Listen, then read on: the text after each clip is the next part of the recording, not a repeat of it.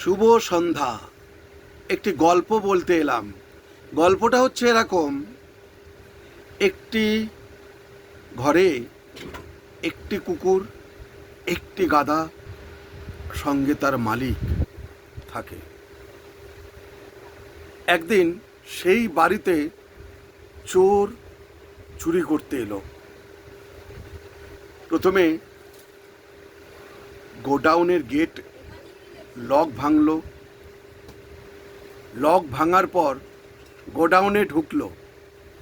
কুকুর তবুও শুয়েই আছে।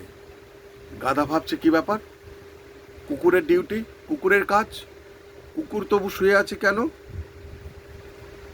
গাধা কুকুরকে বলল, চোর ঢুকছে। কুকুর শুধু আস্তে করে এরকম করে তাকালো। তাকানোর পর গাধা ঘুরে দেখলো হাড্ডি সহ মাংস টুকরো পড়ে আছে। শুধু মাংস নয়, সঙ্গে হাড্ডি। গাধা ভাবছে কি ব্যাপার, কুকুর ঘুষ খাচ্ছে, ঘুষ নিল চোরের কাছ থেকে। এই বলে গাধাটা চিৎকার করছে। এত জোর চিৎকার করছে, এত জোর চিৎকার করছে, মালিক বাড়ি থেকে এসে বেরোনোর পর সেই গাধাটাকে মারলো। কেন? ডিউটি দেওয়ার তো কথা রাত্রে কুকুরের।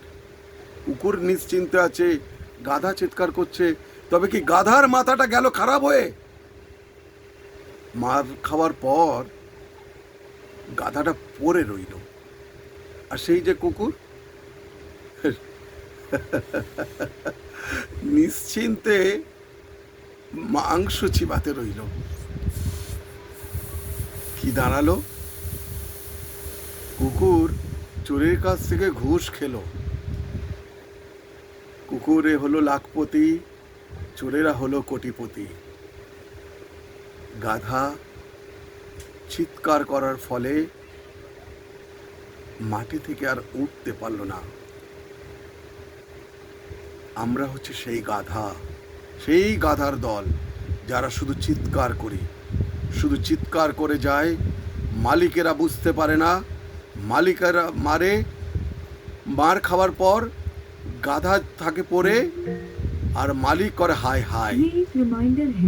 কিন্তু কুকুররা, চোরেরা যখন এক টেবিলে বসে থাকে, এক টেবিলে ঘুষ খায়, চোর ডাকাত হয়ে যায়, কুকুর লাখপতি হয়ে যায়। একটা কথাই বলি, সাধুর একদিন, চোরেদের 10 দিন। মানে চোরেদের 10 দিন, সাধুদের একদিন।